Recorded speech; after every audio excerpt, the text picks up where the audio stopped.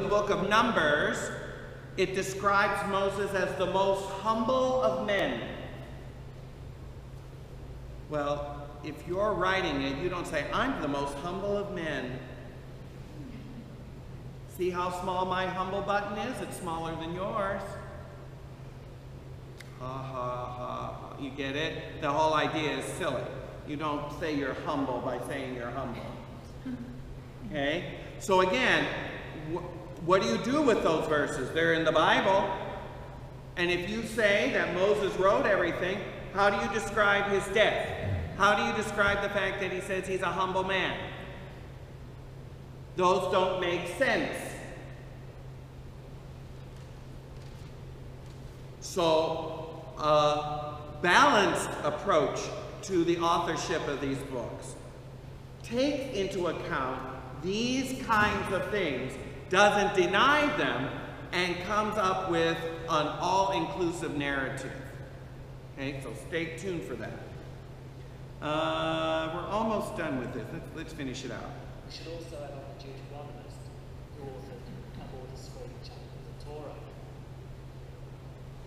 According to the documentary hypothesis, a figure called R, or a kind of editor or adapter, compiled J, E, D, and D into the Torah.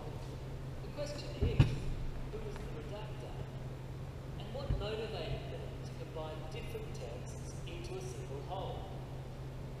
In 587 BCE, the Babylonian Empire, the cream-coloured crescent on the map, conquered the land of the Israelites, Canaan. This foreign conquest would have been all the more traumatic for the ancient Israelites, as Canaan was the land promised to them by their God.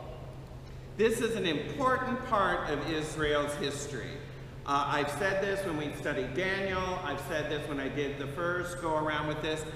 What's known as the exile is a traumatic event in Israel's history that to this day still affects them. Okay? This was the first diaspora. This was the first time a foreign country came in, grabbed them out of their homeland, and sent them out of the land of Israel, since they founded it after leaving Egypt. Okay? This was a very traumatic event for the Jewish mind, because basically it said that God promised us this land, and now he sends these foreign invaders and removes us from this land. What's going on? And the prophets told them it was going to happen. And why? Why did it happen? I'll give you one guess. Why? They disobeyed God. They disobeyed God. That's as plain as you can get it. See? She's a greater biblical scholar than some of these other cornballs. Wild guess. Well, it's not too hard to guess that. Why did God remove them from the land? Because they disobeyed him by worshiping other gods. And they kept doing this for centuries, and God sent prophets and said, come back, stop worshiping these gods. And you know what they did? Continued worshiping the foreign gods. And so God said, okay, fine, you're not going to listen to me? Fine, I'm going to send you out of the land. And you know what happened? They said, oh, God wouldn't do that to us. Why? We're his chosen people. And the prophet said, just watch. That's what they said, just watch. Fine, you don't want to, just wait and see, honey. And you know what they found themselves? Found themselves marching all the way to Babylon. And they stayed there for 70 years. Now get this. When they were there, God said, I'm going to bring you back. And guess what? They didn't want to go. They got too comfortable in Babylon.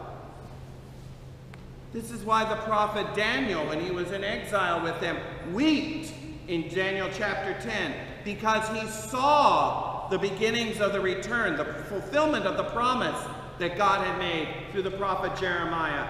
And yet many didn't go. They were too comfortable, assimilated into the pagan Gentile kingdom that they were disposed to. And the prophet wept.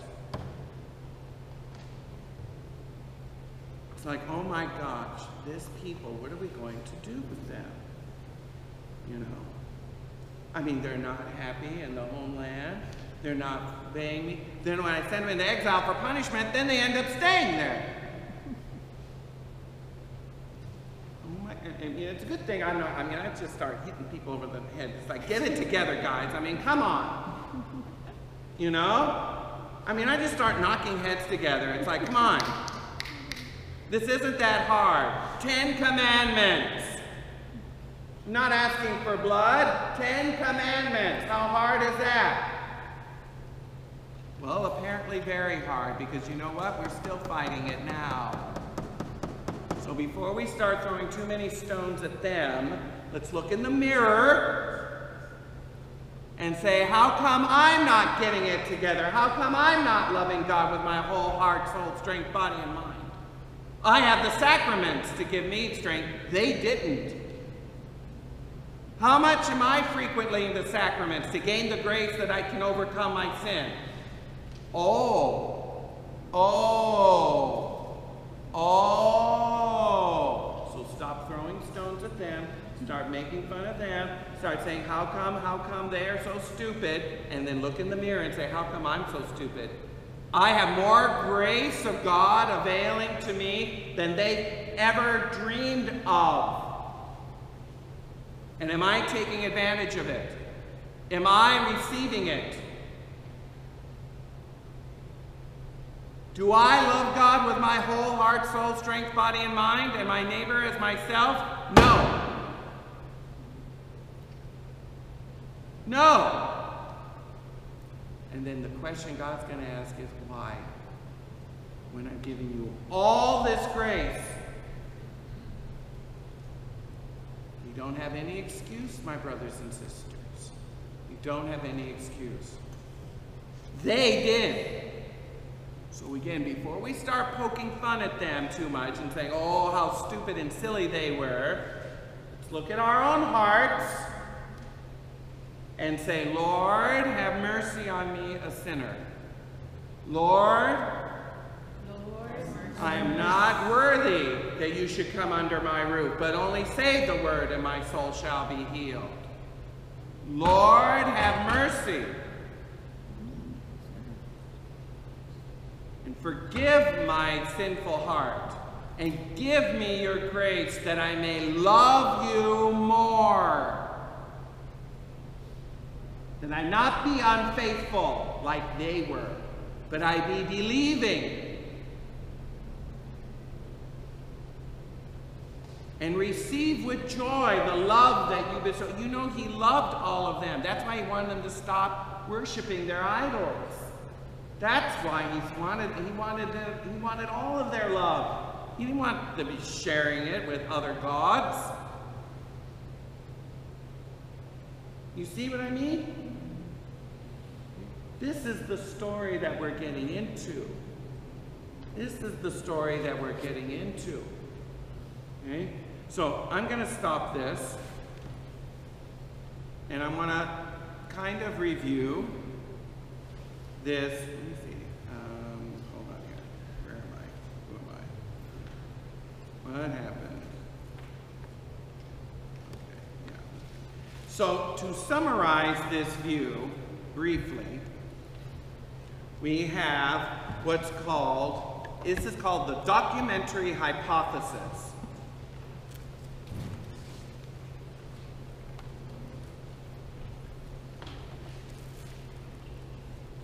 And if you read any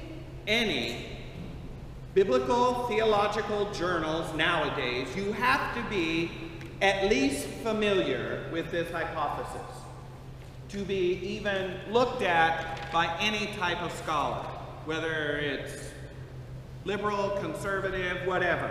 You have to have some idea of what this is. Otherwise, they won't look at you, really. They think that you're a bumpkin. You have to at least be familiar with it. You don't have to agree with it, but at least you have to be familiar with it. Okay? And it's called a hypothesis because it was first articulated by this guy, Julius Wellhausen, at the turn of the last century. Okay? He was the first one to kind of come up with an explanation as to why all of these oddities in the text of Genesis, Exodus, Leviticus, Numbers, and Deuteronomy, to come up with some sort of answer. And so he came up with what's called the JEPD theory. And like the video said, J stands for the Yahwist tradition, because it reminds you of Jehovah, which is what the Germanicized version of the Hebrew word Yahweh is. And what's Yahweh? Yahweh is the covenant name of God. It is God's proper name. Okay? It is a sacred name that Jews will not say. And in fact, I would caution anyone from overusing or saying this name too much, because it is the sacred name of God. Okay? So just something to be said about that. Okay? And this is the oldest of the traditions, and it goes around 900 BC. So just around the time of the split of the kingdom after the death of Solomon. So that's when this tradition really started to cohere. Okay? The E stands for the Elohist tradition, and like it said, it came a little bit later, probably between 800 to 700 BC. Okay?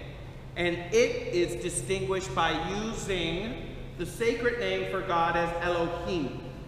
This tradition refers to God as Elohim as opposed to Yahweh. Okay, you get it? So it's like, here's a group of Jews over here, and the way they refer to God is Elohim. But over here, they refer to him as Yahweh. Okay? Now, Yahweh has a different set of characteristics and styles of relating to the universe and mankind than Elohim. And this is illustrated in Genesis 1 and 2, like they were saying. Elohim is more of a creator God. He's more of a cosmic deity, like we're most used to. But Yahweh has all of these human-like characteristics. He's not all-knowing. He's very human-like. Okay? He's more anthropomorphic. Okay? You following me on what's happening? Okay. Now, P stands for the priestly tradition. Okay? And this coalesced around, I believe it said 600 BC.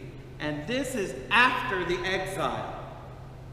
This is after the exile. When they come back after the exile, this tradition is the predominant one.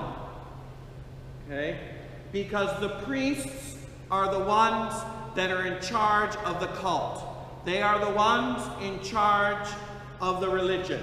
They are the ones who are the ministers, if you will, of the sacraments. Okay? They're the ones you go to sacrifice your bulls and goats and lambs and so forth. So they're the experts. They're the ones that's running the temple. They're the ones that's telling you how to do certain things and when to do Passover and etc. Okay? So they're the ones that are the keepers of the cult. All right? Then you have D, which is the Deuteronomist tradition. And the reason why that there is this tradition is because Deuteronomy kind of stands by itself. Deuteronomy is a book of the 5 that's just kind of its own book. So they had to come up with another tradition to figure out how the book of Deuteronomy came to be. Okay? And this is the latest of the traditions, around 500 BC. The Deuteronomy tradition continues with the rest of the books of the Old Testament that are of historical narration. Joshua, Judges, Ruth, Samuel, Kings, Chronicles, okay? Those are primarily part of this Deuteronomist tradition. Now, when you read the book of Genesis, you will see, if you were reading it in Hebrew, times when Yahweh is mentioned. You will see times when Elohim is mentioned. You will see priestly or cultic elements in it, like in Noah, where it says bring clean animals on board the ark. Whereas another tradition just says bring 2 of everybody. Okay? So that would be a priestly addition to the story of Noah. Okay? And so again, I call this the cut and paste job, because I take a little bit from here, I take a little bit from here, I put them together, and then I add a little bit from here, and then I'll put in my 2 cents as a priest, like bring in those 7 clean animals, you know, just to make sure that you're keeping up with the cult. And when we're done, no one's gonna know any different. And everyone is pleased because I have a little bit from your tradition. I have a little bit from your tradition, so no one can get bent out of shape. I didn't take it from one. I kept it all together with the priestly tradition, so we all know that we have to follow the cult. You get it? And this is Genesis through Deuteronomy. That's the final product. The problem is you don't know who I am. Who is the dude that was behind all of this? Who decided to cut and paste this together? Who decided that we would put this 7 clean animals bit into Noah? Okay? Who decided that? And here's even a bigger problem. Are you ready? Brace yourself. There is absolutely no historical documentary evidence for the documentary theory. There are no documents to support this. We do not have an ancient document that's written all using the name of Yahweh. We do not have a document that's all written in Elohist tradition terms to compare the cut and paste job that ends up being Genesis through Deuteronomy. Do you see what I mean?